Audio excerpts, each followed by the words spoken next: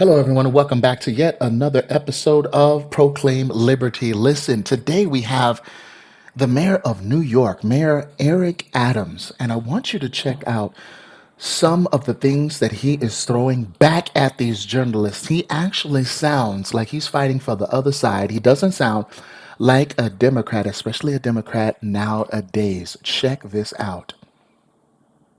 Last week, I think, got a little tired of the questions about Donald Trump and your opinions of Trump and the things that you've said regarding Trump.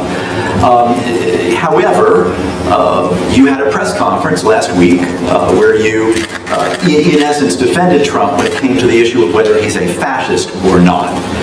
What do you say to people who feel that you should disavow support of Trump and fellow Democrats who say that that's a bridge too far for them? Well, first, I wasn't, I don't know the term you use. I think you say irritated or tired of it. No, that wasn't it at all. And I was asked a question dealing with the comment that was used, and I responded to that. Listen, let me tell you what I find insulting. I find insulting when you have children dying on top of trains based on what they're mimicking on social media. A housing crisis in the city, affordability. Thousands of seniors are unable to know if they're going to be able to live in the city, in the country. I speak to my mayors across the country, and they're talking about these real problems we're having. And with all that's going on to everyday New Yorkers, we're asking questions that is someone a fascist or is someone a Hitler. That's insulting to me. That is insulting. And I'm not going to engage in that. Everyone needs to turn down the rhetoric. Because after Election Day, we still have to be the United States and not the divided states. And so if people can't understand their real issues facing New Yorkers, and I just find it just humiliating that what everyday mom and pops are doing and going through across this country, that here we are having this conversation about this silly item. So I refuse to participate in that. I'm going to fight for New Yorkers like I've done for years, and whomever can understand that, they're not in the streets. When I'm at these town halls, talking to people there, they're not asking me these silly questions. We are in this bubble. You know, and I know you guys really believe these stories you're writing. It gives you a lot of clicks. It's exciting. It gives you headlines. But this is not what New Yorkers and Americans are dealing with, folks. They are scared of their future. Someone needs to stand up and say, enough of this. Tone down the rhetoric. Let people hear the facts. Let them vote. And let's decide what the next 4 years are going to be for our city. And that's my position. I cannot make it any clearer. I would also like to ask you about Jesse. You lost your opportunity. Give me another question, please.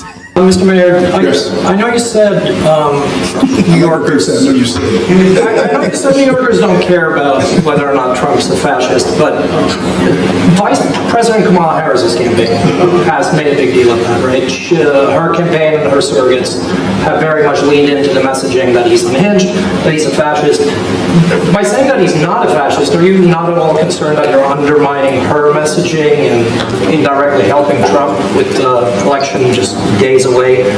Comptroller Lander has also said that your unwillingness to criticize Trump makes it seem like you're seeking a pardon from him. Are you seeking a pardon from him? Lander, he's the moral authority of life, you know. Listen, next question. Next question. Next question. Two questions for you, Mr. Mayor. The first, John Shell appeared at the Trump rally at MSG in uniform. Do you think that's appropriate? Is there any kind of reprimand or discipline that you think would be appropriate if you find that to not be an appropriate mixing of city government work and a political campaign? And second, if Trump wins, do you believe that he'll be a partner to you in New York City? Of course he is. He's the No president. matter who is the president, I'm going to work with to do the best for New York. I love New York from the days of being a young man to my role as a police officer to every other office that I've held. And I'm going to work with whoever is the president of the United States to make sure that this city can continue to prosper. But I need to understand the John Shell piece.